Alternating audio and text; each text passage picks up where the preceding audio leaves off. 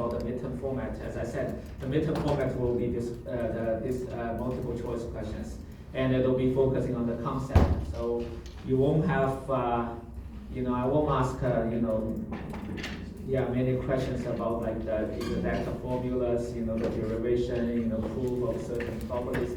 Those are the type of things you don't need to worry too much about that, right? But you need to understand what are the key properties of, different models, different framework, and what are the key kind of findings, conclusions, right, takeaways that we talk about, for each topic, each model and framework.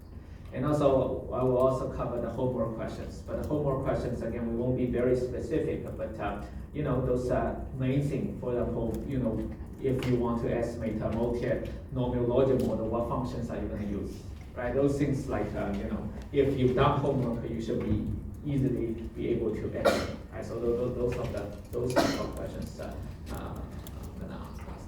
So if you are, again, you understand the, main concept about each topic, and then you've done homework, by yourself, and you do it generally well, it shouldn't be too hard to excel in the interview.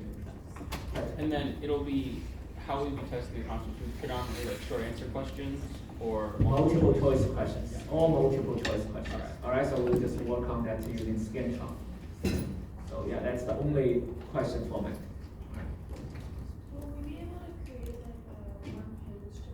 Yeah, good question. Yeah, that's what I'm about to say next. Yeah, so it will be closed note exam, but you are allowed to create a cheat sheet. All right, so cheat sheet, but one page, double-sided. All right, no limit on font size. No matter how small you can make the font size, it's okay. But just double-sided, the letter size, page, one page. All right.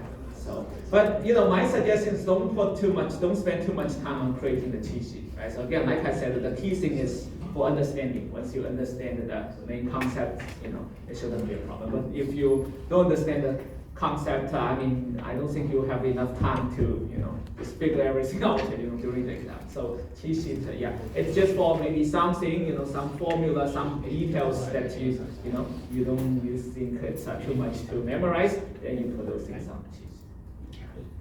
So mainly about understanding rather than memorization. And again, as long as you understand those key concepts well, it shouldn't be too hard to do well. So that's my suggestions. On one hand, you should prepare, but on the other hand, don't worry too much. It won't be like a lot of technical derivations. Would it be possible to get a few practice? Yes, I will. I will give you some example questions. It won't be necessarily like practical, like a full exam, but just some example questions to give you a sense of the style of the questions that you can expect. What kind of R code will we be tested on? What kind of what? R code. Yeah, like I said, mainly about you may be for some very important the functions, right? So maybe I'll show you the I'll ask you about the syntax. But it's a multiple choice question, so usually I will give you ask you, okay, which of the following code is the correct code to do what. All right, so and usually I will test on the main thing rather than the very minor technical details. So like I said, as long as you did the homework, you should be able to easily identify what is the correct code. But yeah, you will see questions about the homework questions about R code.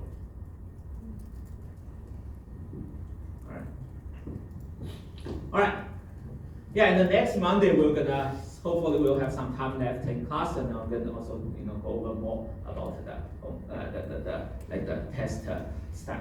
And also the test will be done just in the regular class time, right? In the same classroom on next Wednesday. Okay. All right.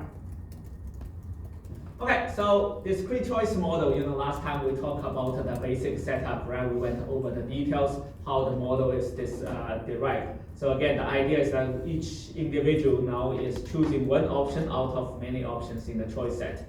And then each option we can specify the utility function, right? So this so-called indirect utility function, that's the observed part plus this random narrator, the unobserved part. Jointly they determine the utility one individual can derive from each of the alternatives. And then, we can derive the choice probability, right? Because the utility each individual can derive from those different alternatives involves this irritant, this random irritant. So the probability of each individual eventually choose one alternative over all the other alternatives is, it's probabilistic, it's not deterministic, right? So then we can derive the probability, the choice probability. What's the probability of a particular individual choosing one alternative over all the other alternatives?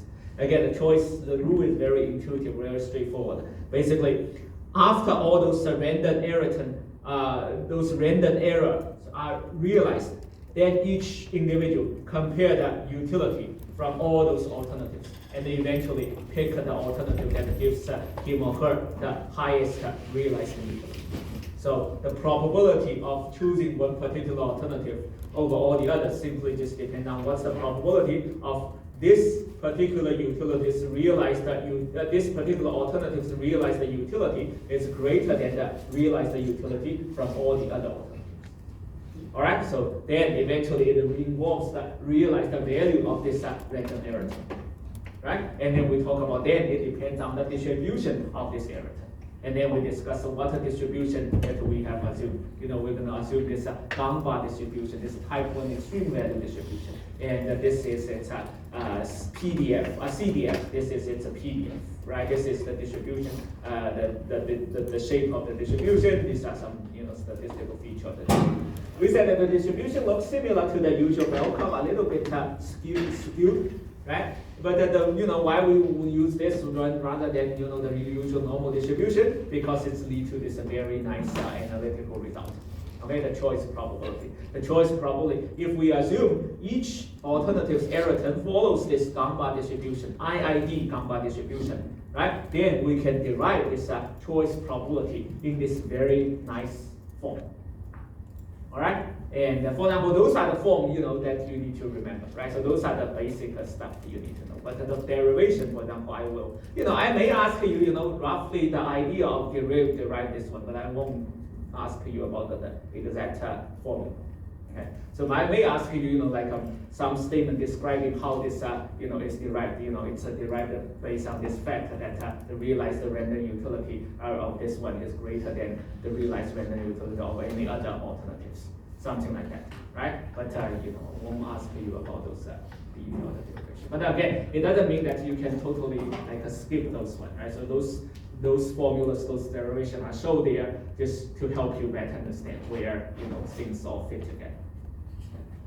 All right, anyway, so the choice probability can be derived in this very neat term. So this again, E, exponential function. The exponential function of the observed utility of this chosen alternative, right? And then divided by sum of the exponential function of the utilities of all alternatives. Right? Again, that's by this one, this is the choice probability. So you can, if you add up the choice probability for all alternatives, it should add up to 1. Right? So because eventually each individual will choose one alternative out of this.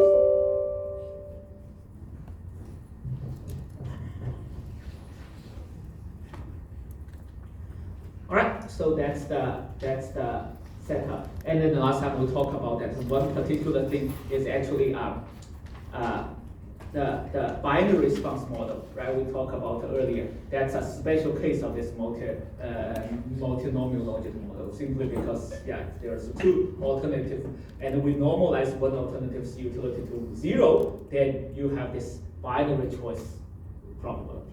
Remember, this is the probability of success, right? In this binary response model, binary logic model. So that's like that. So it's exactly the same, right? Once you normalize the utility from one alternative to 0. All right, so that's what we talked about that last time. Again, this one is, make sure you understand. It's the utility of the chosen one, right? And put that into the exponential function, and then over the sum of the exponential utilities of all alternatives. So that gives you the choice probability of this particular alternative. The probability of this particular alternative being chosen by the individual, right? Among all the alternatives. All right, so then that's what we talk about that. Okay, so then, let's in the end of last class, actually, we quickly mentioned about this model identification. So what do we mean by identification? Identification means that can we, based on the data that we have, are we able to identify, are we able to, determine the value of all the coefficients, all the unknown parameters in our model? All right, this is called identification. Are we able to, based on the data that we have, are we able to estimate, determine the values of all unknown parameters in our model? Okay, so now think about that. Are we able to do so? And what do we need to be careful? Is there any, like a too much degree of freedom so that we have to normalize something, we have to fix some value in order for us to estimate the rest of the coefficients? Now think about that. One thing, actually I asked you last time, given this setup, if I change the utility of all alternatives, I add a common constant to the utilities of all alternatives, will that lead to the same choice decisions? Does that change anything? Right? I add a common constant to the utility of all alternatives. Does that change anything? No, right? Why? Exactly, because the decision is based on comparing the utility from one alternative to the utility from another alternative, right? Essentially, it's based on the difference. You subtract this utility from this one, from the other one. So it's the difference, based on the difference. Then if you add a common constant to the utility of both alternatives, then the difference doesn't change at all, right? That common constant will be canceled out. So in other words, what does that tell us? The intercept, all right, the intercept in the utility function for each alternative is not identifiable. Basically, you can raise the intercept of all utility functions by the equal amount. It leads to the same choice decisions. As a result, given the same data, the choice data that you observe, right? So you can come up with any intercept value. So that's why the intercept value itself per se is not identifiable. All right. So then what should we do? We need to fix the intercept of a particular alternative. Okay, and you basically can fix that to any value, but usually we just fix that to 0. All right, let's say if you have 5 alternatives, you need to pick one of the 5 alternatives and set that alternative's intercept, that coefficient, to 0. Okay, and then you can estimate the intercepts of the other 4 alternatives. But be careful, what do those intercepts mean? It doesn't mean the absolute value. Instead, it means the relative value compared to the intercept of the baseline alternative that you have chosen. Is that clear? So the alternative, later let me show you this. Right. So later on, how we gonna model this this V function, this so-called indirect utility function, that's the observe the utility, right, from a particular alternative. The general way is like the linear combination, right? We have this coefficient. This is like a beta 0 in the usual linear regression setting, right? And then we have all these other x, the independent variables, and we have the corresponding beta, the coefficient. So again, what I was talking about is this intercept, this beta 0. But usually the intercept we specify the so-called alternative specific intercept, right? So that's why we have the subscript j for the intercept coefficient. Okay, so that means for each alternative, we have a separate coefficient, separate intercept coefficient to be estimated. Right, so that's why we have the subscript j here. Then what I'm talking about is that you have 5 alternatives. So you need to pick one of the 5 intercepts, alternative specific intercept, and set that to 0, to normalize that to 0. And then you'll be able to estimate the other 4 alternative specific intercepts. But again, the meaning of these 4 alternative specific intercepts are just the difference between that alternative to that baseline alternative. All right, so let's say 5 alternatives, you just simply pick the first alternative and choose that as the baseline alternative, and set that alternative's intercept alpha 1 equal to 0. Okay, then you'll be able to estimate the rest, alpha 2, alpha 3, alpha 4, alpha 5. The rest, the intercepts coefficient for the rest of four alternatives. Okay, but again, those alpha 2 simply means the difference of the intercept of alternative 2 compared to the intercept of alternative 1. All right, and also alpha 3 means the how much the intercept of alternative 3 is different from the intercept of the baseline alternative. All right, that's the reason, because you won't be able to estimate the absolute value, because the absolute value can change anyway. You can raise that, you can drop that. It doesn't change the choice decision. Okay, so that's the first thing about the identification. So only differences matters. Differences in the utility matters. So you have to fix the baseline. And also, why do we have to have alpha j here?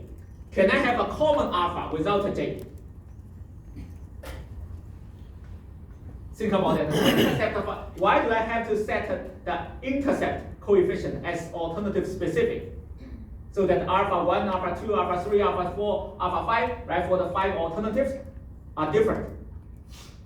Can I just have a common, assume that they all take a common alpha? That's like what we usually do in the basic linear regression, right? We will just have a beta 0. That beta 0 basically is the same for everybody. Can I here do so here, like alpha? It's without j.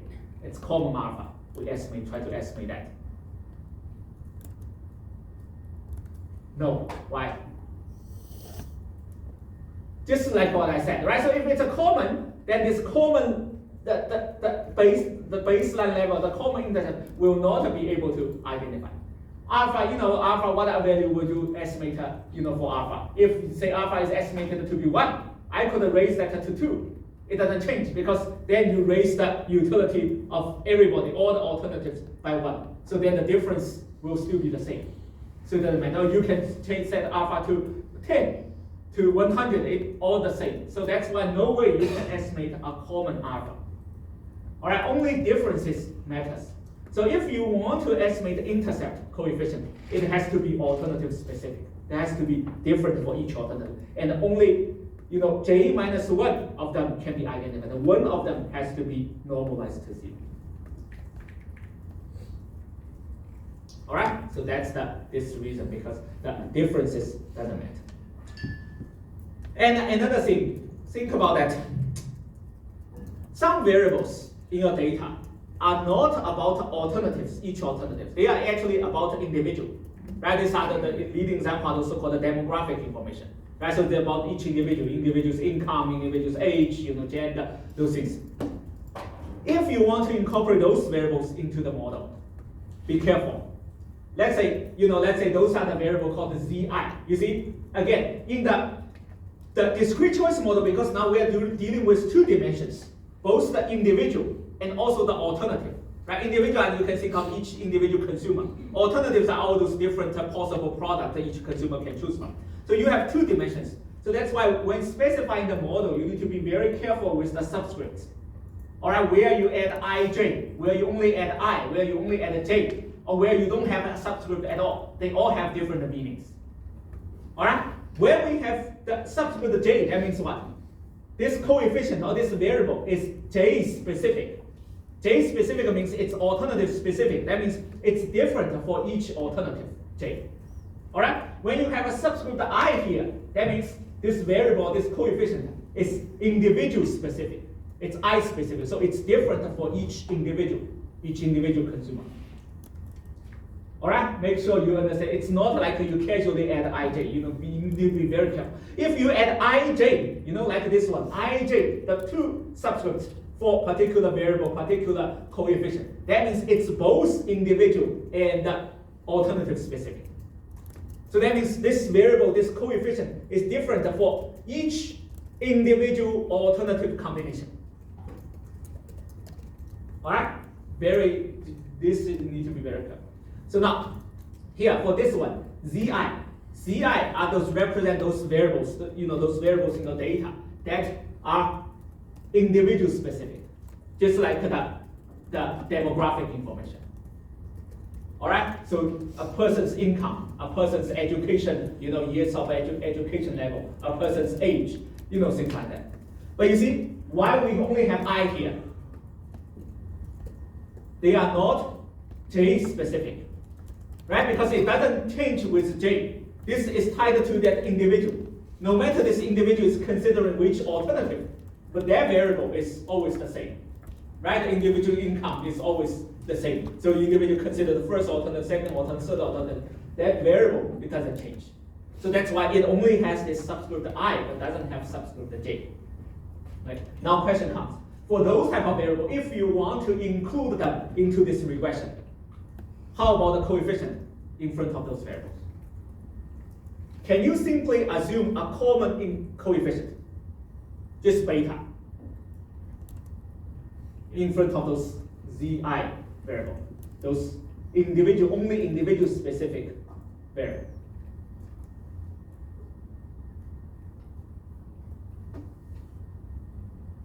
Think about that. You see here, this gamma is just just like a beta, right? So it just represent the coefficient in front of those variables. So my question is, can I just have a gamma?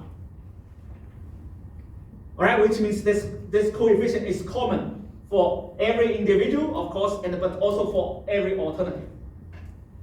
Has different effects on Exactly, right? So if we have just gamma without this J, then what do we end up having? This gamma times Zi, it doesn't change across alternatives.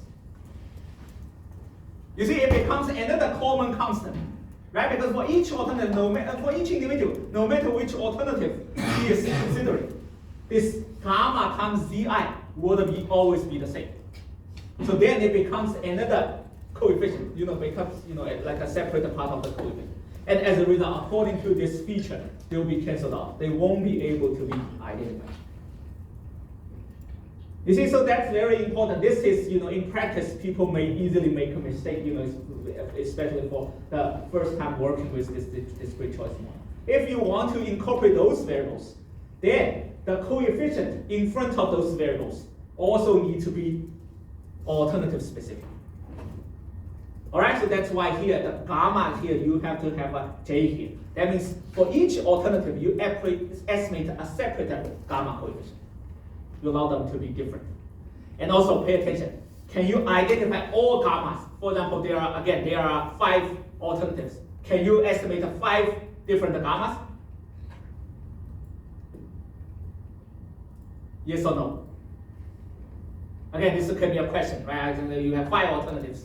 I have this the individual specific variable. Then how many alternative specific coefficient can we identify? Exactly 4. Same argument as this intercept. All right, 4. You cannot identify 5 because if you identify 5 of them again, then you can add a common constant to all of them, and then it doesn't change anything. So again, among all these 5 gamma coefficients, you have to pick one, and to fix that to 0. And then the rest, again, measures the difference of that alternative compared to that baseline alternative. Question? I'm kind of confused now. So why do we need the subscript in front of the betas, but we do in front of the gammas? That's a good question. We're gonna talk about that next. Alright, but right now I just try to help you understand this part, the alpha and this gamma for those things, right? Why we need to have, first of all, why do we have to have alternative specific coefficient? And second of all, why do we have to fix 1 to 0 and only identify J minus 1? Alright, J, the bigger J, so let's say that's the total number of alternatives. And for those, the intercept and also those coefficients in front of those individual specific variable, then you will only be able to identify J minus 1 alternative specific coefficients. All right, that's the first thing, that only differences matters. Second one, another thing, I also mentioned in the end of last class is another thing. Think about that again. For this choice decision, if for the utility function of each alternative, if I multiply the utility for each alternative by a common constant, multiply that by a common, say, positive constant, will that change anything? no. Still no, right? Because you are, again, the choice decision is based on the difference. You compare this utility to that utility. But if I multiply both utilities by a common positive constant, it doesn't change the comparison result, right? If this utility is greater than that utility, you multiply both by, whatever k, right? Positive k. This will be greater than that. All right, so in that sense, the scale doesn't matter either. Scale of the utility doesn't matter either. You can scale all the utilities by a common constant to any common constant. All right, so then as a result, we have to normalize the scale. You fix the scale. You cannot say I multiply the utility by any constant. We fix the scale. But the good news is the scale, we do not really need to worry too much about that because, we assume this error term follows this distribution. Right? This distribution, the scale is already fixed. Its variance is fixed to this fixed value, the constant. So, as long as we don't add any, additional scaling parameter intentionally, we don't need to worry about the scale because scale is already fixed. It's already normalized. All right? But just you need to be aware that there's an implicit normalization of scale, when we assume this error term distribution. Okay, now after understanding those model identification constraints, now we can talk about the specific model specification to answer, to help you better understand that. So this is the general way we can specify the utility of individual I from choosing alternative J. All right, this is the general form. So can S include this intercept, but like I said, the intercept has to be alternative specific, so has to be J specific. Now, how about this one? Again, by the notation, you can see it's Xij.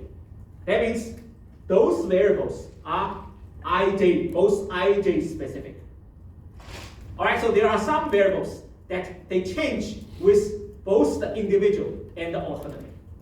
All right, for this individual, considering this alternative, this variable is this value. But for this same individual, but consider another alternative, that value is different. So that these x variables values change with any ij combination. So then they are ij specific. So now for those x variables, its coefficient, can we make it common?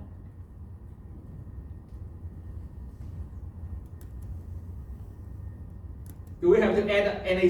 Do we have to make those coefficients like a specific, like I specific, J specific? The alternative differences already taken care of in the x. Exactly. Right. So because x is changing, so even if you assign a common coefficient, still this term will not be the same for all those different alternatives for a given individual.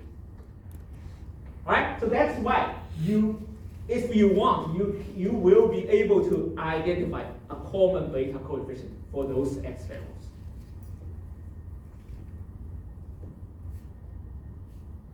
All right, is that clear? You'll be able to do so. So that's why you can have a beta, the common beta coefficient, just like the regular linear regression. That's beta coefficient. It's just that coefficient. It applies to everybody. You will be able to do so. You'll be able to identify that. Because this x value, that's changing. It's changing across those different alternatives. But of course, for some variables, if you want, you could also make it,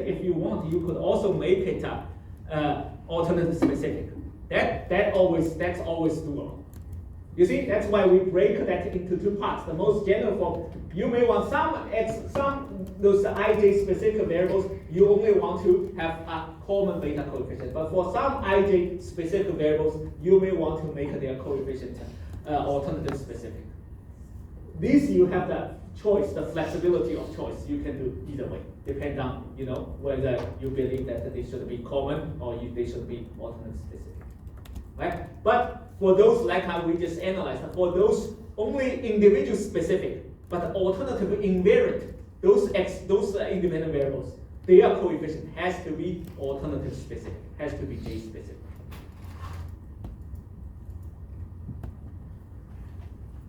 All right, so that's that's what I said here. So if for those common coefficients, we also refer to them as generic coefficients because it's generic. It's the common, it's the same for all alternatives.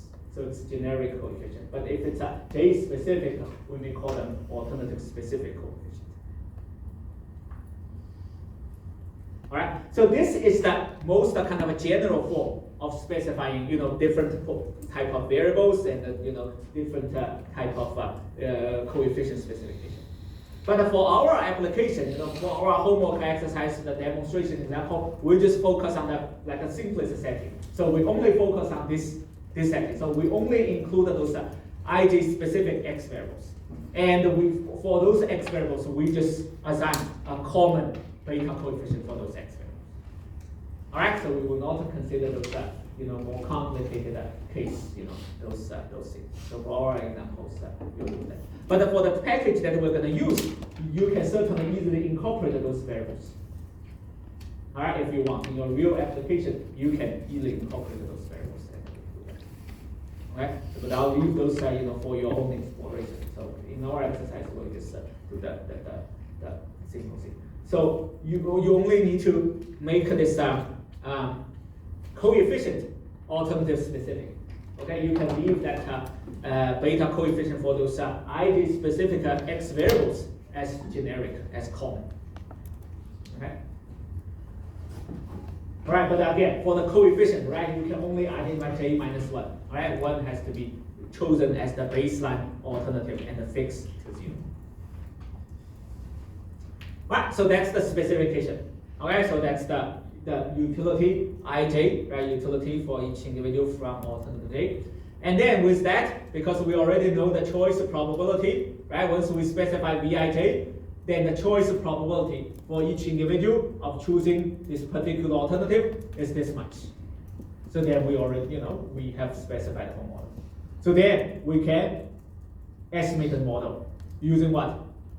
Again, because the choice probability has been specified, right? Just like the probability of success has been specified in the binary response model, right? Then think of, how did we estimate those models?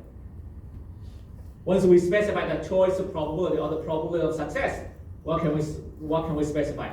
What can we derive? Likelihood function, right? Likelihood of because what eventually we observe in the data is the choice decision of each individual, right? Each individual eventually chose which alternative over all the alternatives. So then we can specify, we can derive the probability of observing that particular choice decision for that particular individual. And that is the likelihood. Okay? And then we have the likelihood for each individual in the data set. And then we can multiply all the likelihood, right? And then give us the overall likelihood function. Again, that overall likelihood function is a function of all those unknown coefficients. And then we maximize, we search over all possible value of those coefficients to maximize that overall likelihood function. And then that solution is the MLE estimator for that problem. In the basic model representation that you had, when you mean individual, are you talking about the individual person who's making a choice in that data? Yes.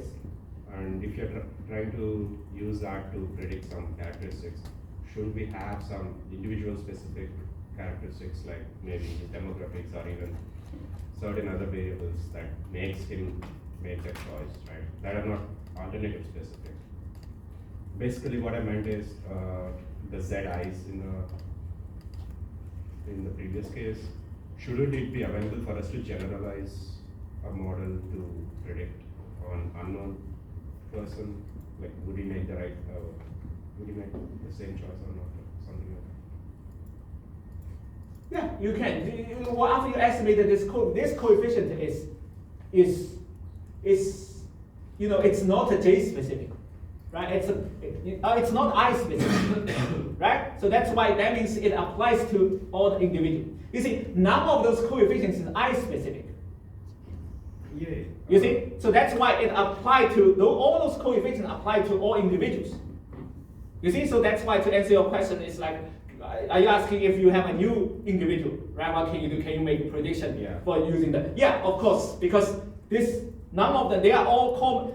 basically what we are doing estimating is the common effect across all individuals.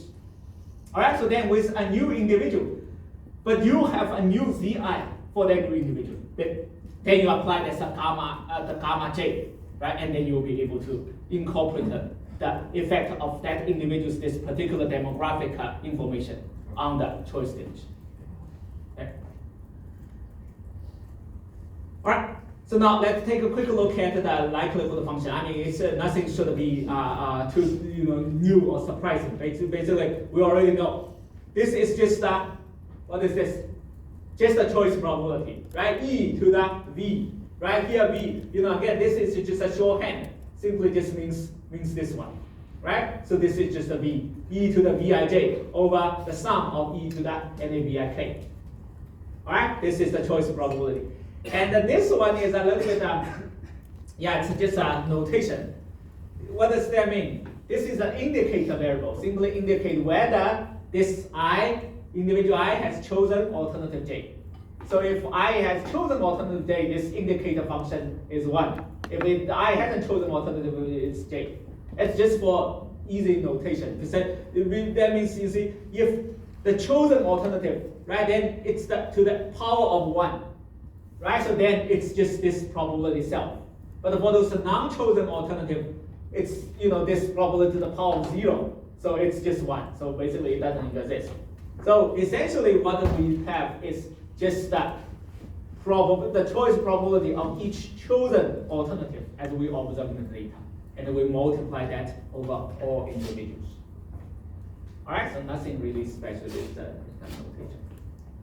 But again, here, why do we only have this for first individual? Let's say this individual pick alternative 1, right? Then for the likelihood function, what probability should we include? Only that P11, right? Only that the probability for individual 1 to choose alternative 1. Do we need to include, let's say, 1 minus P12 times 1 minus P13? Do we need to do those? Think about that. Do we need to include that the probability of the second alternative hasn't been chosen? And also then multiply by the probability of the third alternative hasn't been chosen by individual 1. Do we need to do that? Be careful. This is also, sometimes we can make a mistake, right? When you first do that. You do not need to do that. You only need to include the probability of alternative 1 being chosen by that individual 1. Why? If you recall, in the binary response model, how we specify the likelihood function, we actually specify the probability of success times 1 minus probability of success. We actually did that. But here, why do we don't need to worry about those probabilities? Because in the definition of those choice probabilities, it's already including all the comparison. All right, so the definition of this choice probability is the probability of this individual eventually choose this chosen alternative over all alternatives. It already includes the comparison against all the other alternatives. All right, it already incorporated the probability of all the other alternatives end up not being chosen. You see, so that's why you only need this. This basically summarizes all the information for that individual's choice stage. All right, so that's why in the likelihood function, we only need that particular choice problem. All right, and finally, then that's the same. You just multiply that choice probability across all individuals. That's the overall likelihood function, and then you maximize this beta. Yeah, the good thing is for this choice probability, this multinomial logical choice probability, the likelihood function is so-called globally concave. So it's like a globally concave. So you can easily find the optimal point through the search routine. So you won't run into the problem of like stuck with some local maximum, rather than the global maximum. You won't be with that. So that's another favorable feature of this multinomial logic model. So that's why it's widely used. All right. So that's the estimation part. All right. So now once the model is estimated, once you get all the beta coefficients, all the the coefficients, then we can again evaluate the usual thing, right? Interpret those coefficients by evaluating the marginal effects. But now things are a little bit complicated. Now what marginal effects are we talking about? How do we define those marginal effects? Again, recall that in the binary response model, what is the marginal effect? How is the marginal effect defined? The change in one particular x variable, how much will that affect the probability of success? Right? That's how the marginal effect is defined. But here, things are a little bit different because what? We have actually two dimensions. We have this additional dimension. We have now the multiple alternatives. Right? Why things are simpler in binary response model? Although binary response model, you still have two alternatives, but because you only have two alternatives, so we only focus on one. We only focus on the so-called success, the probability of success, that's it. Because the other probability is just 1 minus that one. Right? So basically then you reduce one dimension. In that alternative dimension, we don't really need to worry about the subsequent. Right? Because we just focus on the success. That's enough. We know if the probability of success is increased, then the probability of failure, the probability of the other alternative must be decreasing. Right? So basically, essentially, we reduce one dimension. So that's why things is simpler in the binary response case. But here, things are more complex in this the general discrete choice case, multinomial logic case, because we have multiple alternatives. So we need this additional substrate in this additional dimension. So for this reason, the marginal effect in this context now involves what? Yeah, be careful. It involves tricky thing. The xij, this x variable for a particular alternative, if it changes, then which choice probability will be affected by how much? You see, we need to specify this. Which alternative's x variable changes by 1 unit, and then which alternative's choice probability will change by how much? You see, we need to say this which and which. Which one's impact on which one?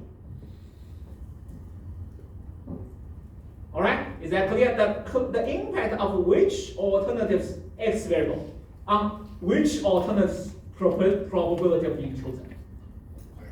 So in that sense, the marginal effect now becomes a 2 by 2, right? 2-dimensional effect. So eventually, how do you specify the report of the full marginal effects? Will be in a table, like a 2-dimensional table. Right? The effect of one alternative's particular x variable on the probability of each alternative being chosen. So you have a table structure, 2-dimensional table structure. All right, so make sure you're clear about it. So mathematically, we can derive that, right? So there are two things. One is so-called the self-marginal effect. That means if this particular alternative, right, this particular alternative J, it's a particular x variable changes, how much that will affect the probability of the same alternative being chosen. So it's the self-marginal effect. The probability of the same alternative J, how much will that be affected by some change in that same alternative's x variable. All right, then mathematically you can derive that, right? So Pij, we already know what is a Pij. It's this form. And then take a derivative with Xij. And then this form, the Vij is simply that e to the x beta, right? Involve that one. And then we do those derivation. So again, applying the chain rule, and then pay attention which one is is a function of this Xij, which one doesn't involve Xij. So then you can do this derivation. And eventually, we can derive, organize that into this, concise expression. Okay? So this one is what? Pij is equal to, this beta xj simply means that beta coefficient for this particular xj. All right? So beta coefficient, so beta xj times Pij minus times 1 minus Pij. So what does that mean? That means the marginal effect, the self-marginal effect, actually depends on the original probability of that alternative being chosen. All right, this original probability depends on all x values. Right, the original probability of Pij is simply this one. So not all your x variables, xij, of all alternatives, actually all determines this original Pij. So that's why, just like what we found out from binary response model, the marginal effect determines on all the data, all the current values of all your x variables. But here, what's more complicated is that it's not only this particular, even if you're only evaluating this particular alternative's self-marginal effect, but actually it depends on all the x values of all alternatives. Because this Pij, right, involving all the comparison, this focal alternatives utility compare against all the other alternatives utility. So all the x variables of all alternatives actually enter the determination of this marginal effect of a particular alternative. So that is that, because we are trying to infer some like a counterfactual thing, right? If this variable change a little bit, how will that affect this particular alternative probability of chosen? Then we need to know how are all the other alternatives, how appealing, how attractive are all the other alternatives compared to this one. So that's why all those alternatives, x variables, their features all matter in determining of a particular alternative's marginal effect. Question? Can you explain again how to interpret terms with both I and J subscripts? I and J, that means the specific. All right, so if we have subscript that IJ, that means it's IJ specific. If we only have I, that means it's I specific. If we only have J, that means J specific. All right, IJ specific means that it's different for each IJ combination. Okay, J specific, that means it's different for each J, but it's same across all I. Is I supposed to be individual and J? Yes, always? yes, it's always that notation. I'm kind of wondering what the output of the final model is. Is it a vector of all of the probabilities for each option? Like when you run the whole thing, you get probabilities that an individual chooses, like each individual option? Yeah, depends on what you want. So once you the model, the estimation goal is to find all those coefficients, right? So in your specification, all those beta. These are generic beta. Then you only have that the number of beta equal to the number of x variables, and these are the specific one. So then you have the j minus 1. So those are the estimation output. You just wanted this estimated value for those output. But then given those estimated value, you can, just like you said, if you want, you can calculate the predicted probability for each individual of choosing all those different alternatives. You can generate a Pij for each Ij combination, according to your model, right? Because once you have estimated that your model, Pij is just equal to this one. It's just equal to this one. So then you substitute in Xij. Xij is the data, right? And then you have the beta coefficients. Then you can generate a Pij for each Ij combination. Of course, then, because based on Pij, right, you can also, basically, and then, if you want to do that, this one, the marginal effect is the overall effect. All right, so this one is the overall effect. You calculate this overall effect. You can do that for each I, particular I, or you can do that for an average customer, average individual in your data. All right, so like what we did with the binary response model. For the average, if we want to predict the average, say, marginal effect for an average individual, what do? We supply the x bar, the value of those x variables, right, as the average x variable values in your data set. And then supply those x bar, and we evaluate the marginal effect at those x bar values. That's going to give you the marginal effect for an average customer, say, in your population. Same thing here. All right. So yeah, you were asking about this one. So why I included this J here? That means you could do those marginal effect is evaluated tied to a particular set of X values, right? For all those variables, for all those alternatives, for a particular I. So that's why you could substitute in this set of X variable values for a particular individual. Then you are making, say, personalized evaluation of the marginal effect only evaluated for this particular individual.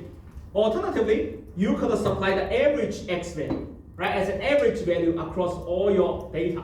So then you are evaluating the marginal effect for an average individual, average customer in your data.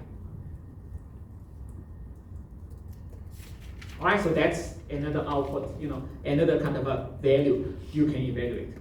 And then that will tell you that, okay, what if a particular alternative feature change? How will that change the choice situation? How will that change the demand of all alternatives? Is that clear? So that means, for example, let's say we have 3 alternatives. Let's say one alternative, right? So like in the homework exercise, you ask about the different transportation mode, right? But then you want to improve this a particular feature, like a speed, right, of a particular transportation mode. So the attribute, one feature of a particular alternative is improved. Let's say, how will that affect the choice probability of all alternatives, all the transportation? Apparently, if the feature of this focal alternative is improved, then the probability of this focal alternative being chosen will be increased. But at the same time, those competing alternatives, their probability of being chosen will decrease. But again, by how much? Each of them by how much? That's measured by this two-dimensional marginal effects. All right. So this one is the self-marginal effect. That means if the focal alternatives, a particular feature, say is improved, how much of its own probability of being chosen, this same alternative probability being chosen, will be affected. So this is the self-marginal effect. Now think about that. How much can we say about the sign? Let's say this feature, if this feature is a favorable feature, means that if this feature, this X variable's value increases, the utility consumer can derive from this alternative also increases. Then what should be the sign of the beta coefficient in front of that X variable? Positive. It should be positive, right? And then you see these are just a probability. P and P, Pij is just a probability. So P and 1 minus P should all be positive. So as a result, this one should be positive. The marginal effect should be positive. In other words, if this favorable P feature of this focal alternative is increased, is improved, then the probability of the same alternative being chosen should also be increased. Right? This sign makes sense here. But now, how about this alternative, the marginal effects on competing alternatives? You see, the alternative J's X variable value, if it changed, how will that affect the probability of a competing alternative being chosen? Right? So the X variable of an alternative J, if it's changed, how will that affect the probability of alternative J prime? A different alternative, a competing alternative. How will that affect its probability of being chosen? This is the cross-marginal effect. And see, we can do the derivation substituting the expression. But because you see, this now is the marginal effect of this, or this is the choice probability of this alternative J prime.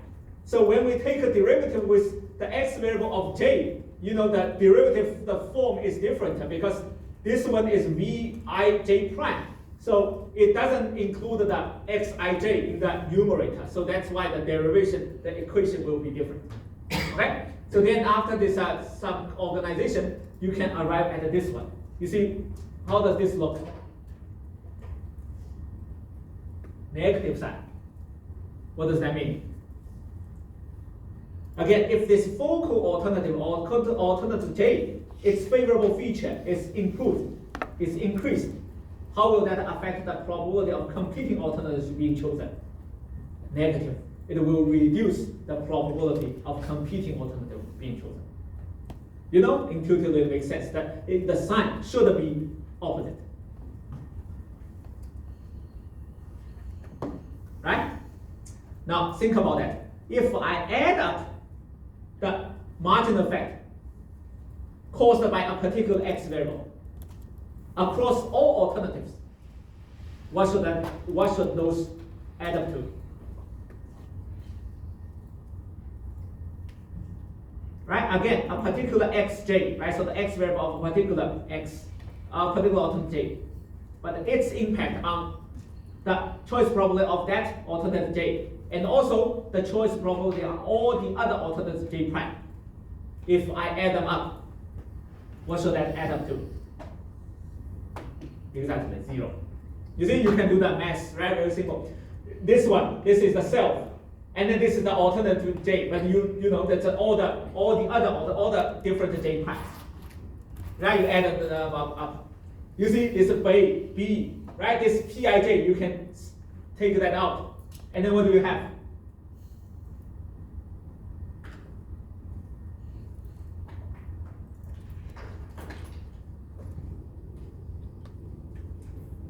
Right, what we have here is just the beta j, right? Times this pij, times 1 minus pij.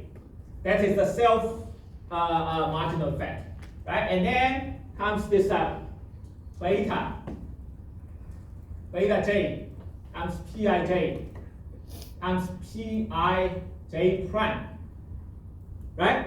This is the cross marginal factor, but you know, I add up across all different j primes, right? And then for this one, we can take this beta j times pij. This one we can take that out, and then what you have left is this 1 minus ij minus the sum of all j prime and the pij prime. Is that right? And then what does this add up to? This 1 minus pij. Right? And then they cancel out. So the whole thing is 0. Then what does that mean? If something changes, right, one alternative feature changes a little bit, the overall change to the choice probability should be equal to 0.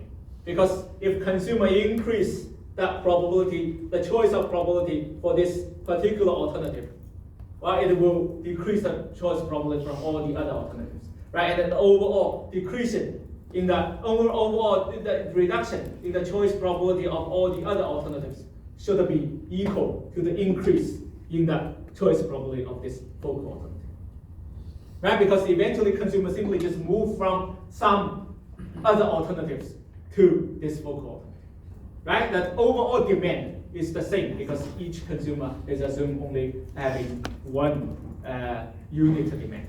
They only need one alternative, choose one alternative. So they are just switching from one to the other. So that's why the overall change should be equal to 0. Can you talk about the beta xj that you mentioned, or the notation that you've used? So the actual equation, which is Vij is equal to beta naught j plus beta xij, right? So Yeah, this is just, I intentionally do beta xij rather than beta j just to show you it's the beta coefficient for xj, this variable. It's rather than beta j, because in our basic setting, we actually only assume a common beta. So that's why. So it's basically beta naught plus beta. So is that it? Beta naught j plus beta, is that what the relative value is? Beta value in here. Yeah, this is basically just to tell you that's the, for a particular. Don't worry about that, because here it's just this particular x variable's beta. Because in our setting, we don't really have any j specific beta. All right. Yeah, again here, pay attention here. Here what we are talking about is a particular x variable. All right, like I said, it's the say speed of this transplantation mode, or it's the time that we're gonna take in order to choose this particular option, or if it's the cost of monetary cost of choosing this particular option. So that's a particular x variable. All right, so we are associated with a particular x variable here.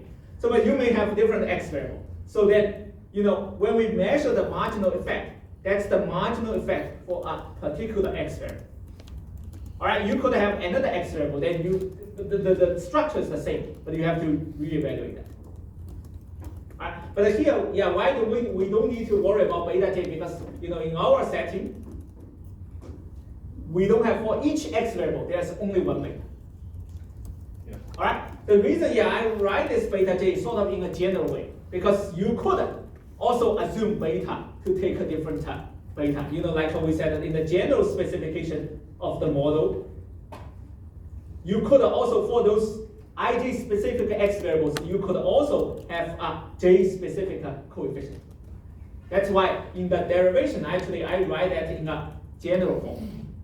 All right, I allow beta to be different, but actually, it doesn't necessarily need to be that. So in this one, when you do a derivative of Vij with Xij, so what we have is beta basically. Should we still consider beta not sure because General form it's beta j, right? So, but for our case, you can ignore this. Okay, so Yeah, but the reason I have x here is I want to show you this is the beta for a particular x variable, because you have multiple beta there. You see, each beta for one x variable. Okay, so this is the beta for this focal x variable whose marginal effect you are investigating. You see, and this j, like you said, in our setting we can ignore the j, but in the general setting, if you have j specific beta coefficient, just leave it as beta j there. It's still valid. That's still correct. So that's why I want to show you the expression in the most general form. Question. I'm not clear as to what J prime is supposed to be. J prime is an alternative one. We are evaluating the x variable of a focal alternative j. If it changed, how will that change things? So this is, if this alternative's x variable changes, how will that change the probability of other alternative being chosen? You see, so that's why, like I said, we are talking about this two-dimensional concept. Now the alternative is not only one dimension, it's okay, x variable change, how does that affect y? But it's not, it's which one's x variable changes and which one's y it will affect. That's, roughly So what J we're talking. is the first choice, J prime is the second choice. No. J is the focal variable. So J is whose feature changed, which alternative's feature changed that we're talking about. And J prime is whose choice probability will be affected.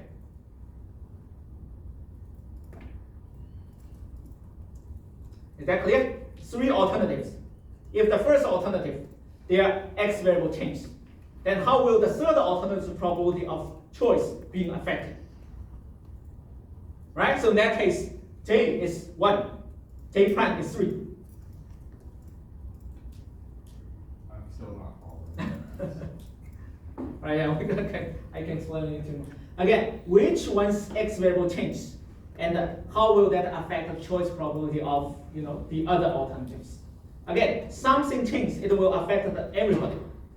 Right? Because if one alternative becomes more attractive or less attractive, it will affect its own probability of being chosen. But it will also affect all the other competing alternatives' probability of being chosen. So that's what we are talking, we are measuring. Right? If one alternative's feature has changed to become less attractive or more attractive, then how will that affect all the other, each of the other competing alternatives, their probability of being chosen? That's J versus J prime.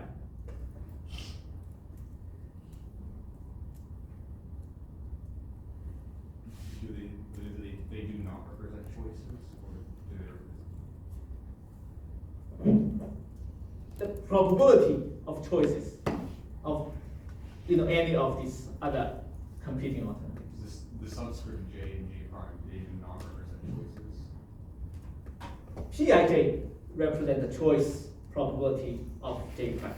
Xij represent the feature of this J.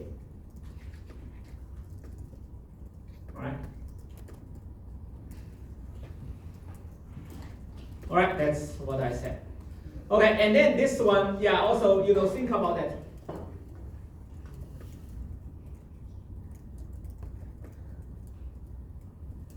All right, so this one, think about that, the self-marginal effect. When is that the maximum? P times 1 minus P. So when is that maximized? When P is equal to 1/2. And what does that mean? You see, when P is either too small or too large, actually the self-marginal effect shouldn't be too large. But when P is 1/2, actually the self-marginal effect is the largest. Does that sound familiar? Actually, that's the same effect that we have been keeping talking about, right? So if either extreme, when the choice probability of this focal alternative is already very large or very small, all right? Already this alternative is already very attractive. Almost everybody will choose that. Most likely people will choose that. Or it's anyway very unattractive, very little chance that people will choose that. At that point of time, when you improve its feature, the impact on improving its choice probability will be very limited. Okay? But when will the marginal effect, the kind of the payoff of improving the feature of a particular alternative, the largest? When it's about half and half, right? So the half and half, 50% chance that this will be chosen. At that point of time, when you improve its feature, its impact on the probability of this alternative being chosen will be the largest.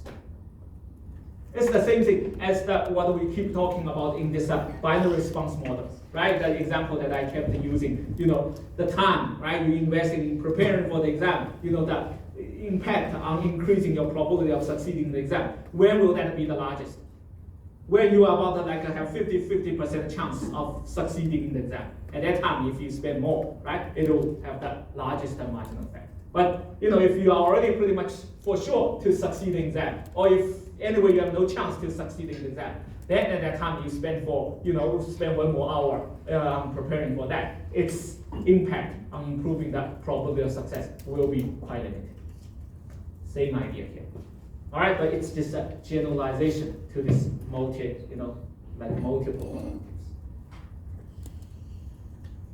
Okay, so again, one alternative, the payoff of increasing the choice probability of a particular alternative, right? The payoff of improving the feature of a particular alternative in order to improving its choice probability is the largest when this alternative has about 50% of chance of being chosen initially.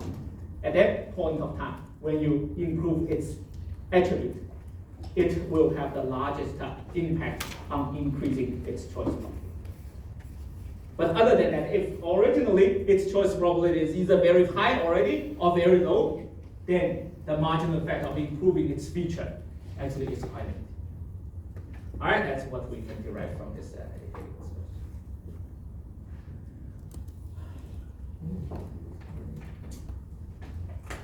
Okay, well, let's quickly talk about, this is actually a very interesting feature that, it's about this one. So this is the limited, so-called the IIA feature. Okay, let's think about that. From this binary response, from this discrete choice model, we have this feature, right? You can, we have that choice probability. So then if we compare the choice probability of any two alternatives, what do we get? This one, right? This one. So then what does that mean? You see, it only depends on the utilities that we can derive from these two alternatives. You see, it doesn't depend on any other alternative, right? The probability of two alternatives being chosen, the choice probability, the ratio, right, between the choice probability of any two alternatives, it only depends on the utility from these two alternatives. It has nothing to do with any other alternative. So this feature is called IIA, indifference from irrelevant alternatives. But this II feature actually could be problematic in some sense. This is a very interesting paradox. I really like. It's called the blue bus, red bus paradox. I think about it. In a town, right? Initially, let's say there are only two transportation modes. One is taking the bus, and one is driving your own car. Okay, and then initially there's only one bus you can take.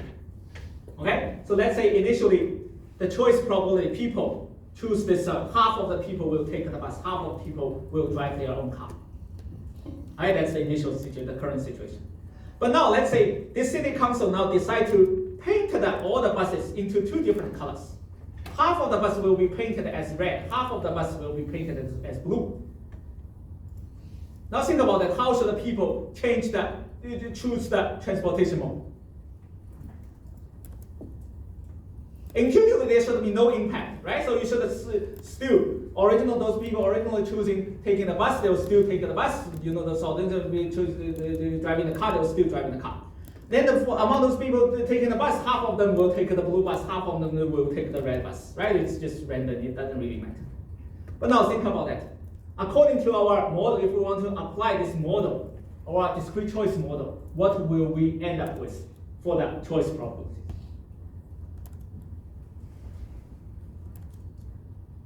You see, initially, right, when there is only one bus, one type of bus, and one type of car, the choice probability, the ratio between this choice probability is 1 to 1, right? So 1/2 over 1/2. So the ratio is 1. But then if we apply the same ratio to the new case, so that means the choice probability between bus and the car, the ratio is 1. So that means then the choice probability of choosing the red bus versus car, the ratio should be 1. The choice probability of choosing the blue bus versus car, the ratio should also be 1.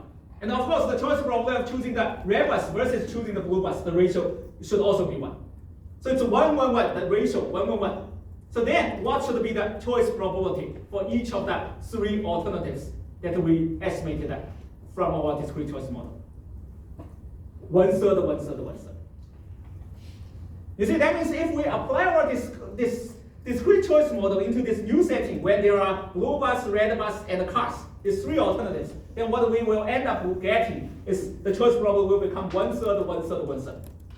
Right? By adding this, randomly painted those buses into two different colors, actually our model will predict a different choice probability than the intuitive outcome. The intuitive outcome should be 1/4, 1/4, and 1/2.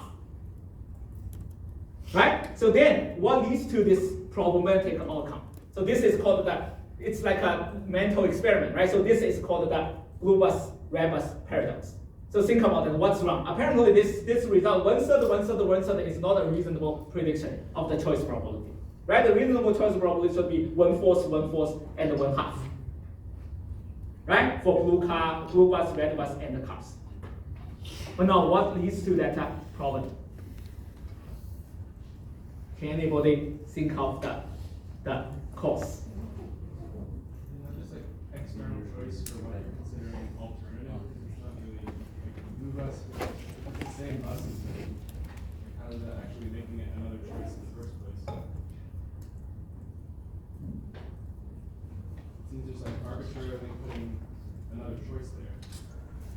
Yeah, arbitrarily, but why will the model, it shouldn't be like that, right? But why will the model end up with predicting this choice probability in a sort of unreasonable way? It should be 1/4, 1/4, and 1/2. But now, according to our model, you will derive like 1/3, 1/3, 1/3. The reason is the IID random error. You see, the IID in our discrete choice model, how is the random error for each alternative assumed? IID. IID means what? Those people who prefer blue bus may not necessarily prefer red bus. You see, because the random error, those unobserved factor that will affect people's utility for each alternative is assumed to be independent in our case. So like I said, those people who prefer blue bus in our model will think, okay, they may not necessarily prefer red bus. But which in reality shouldn't be the case, right? Those people who prefer blue bus should also prefer red bus over cars. right? But in the standard discrete choice model setting, it's not the case. That's why it will end to lead to the overestimation of the choices of all of those two buses. You see, in our case, the overall choice probability of buses will end up being 2/3 rather than 1/2, right? So it's overestimation of the choice probability of those buses. So the cause is actually that IID assumption of this error. So that's why, more advanced model, discrete choice modeling framework will be relaxing that assumption. So to add some correlation across the random errors across different alternatives. For those alternatives, you think that they should be correlated. If people prefer this, should also prefer that, then you want to add some random, some correlation across those random errors. All right, but that's a more advanced topic which will not be covered. All right, so much for today. So yeah, do work on this homework. All right, so that's the first